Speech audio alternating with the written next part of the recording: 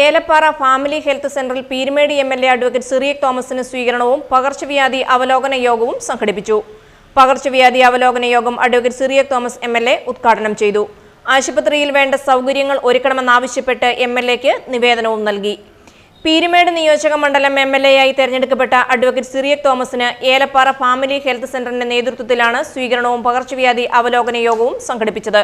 യോഗത്തിൽ വെച്ച് ഏലപ്പാറ ഗ്രാമപഞ്ചായത്ത്, ഏലപ്പാറ കുടുംബാരോഗ്യ കേന്ദ്രം, ആശാപ്രവർത്തകർ എന്നിവരുടെ നേതൃത്വത്തിൽ എം.എൽ.എക്ക് സ്വീകരണവും നൽകി.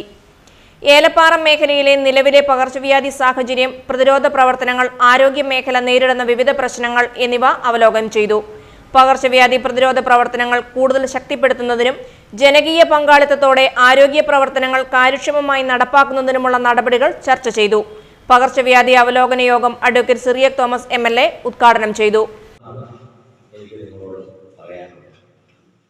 പക്ഷേ നമുക്ക് ഇവിടെ വളരെയധികം പാവപ്പെട്ട ആളുകളാണ് വരുന്നത്. തോട്ടത്തൊഴിലാളികളും അതുപോലെ തന്നെ സാധാരണക്കാരും കർഷകരൊക്കെയാണ് ഇവിടെ കടന്നു വരുന്നത്. നിങ്ങൾ നല്ല സേവനം നൽകുന്നതെന്ന് ഞാൻ മനസ്സിലാക്കുന്നു. നമുക്ക് ആ കാര്യത്തിൽ ഒരു കുറവ് ഉണ്ടാകണമെന്നാണ് പറയാറുള്ളത്. ഞാൻ ഇന്ത്യ അവസരത്തിൽ കൂടി സംസാരിച്ചോളാം.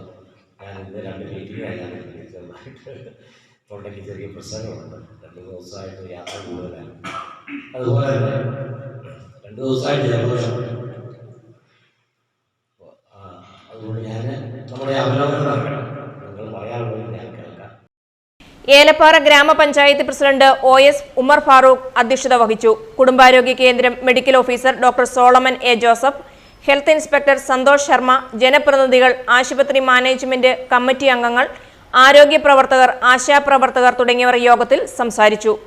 ഏലപ്പാറ കുടുംബാരോഗ്യ കേന്ദ്രത്തിന്റെ ഭൗതിക സാഹചര്യങ്ങൾ മെച്ചപ്പെടുത്തുക, ആവശ്യമായ സ്റ്റാഫ് ഒഴിവുകൾ പരിഹരിക്കുക, രോഗികൾക്ക് മെച്ചപ്പെട്ട ചികിത്സാ സൗകര്യങ്ങൾ ഉറപ്പാക്കുക, ലാബ് സൗകര്യങ്ങൾ നവീകരിക്കുക തുടങ്ങിയ ആവശ്യങ്ങൾ ഉന്നയിച്ച് എം.എൽ.എക്ക് നിവേദനവും നൽകി.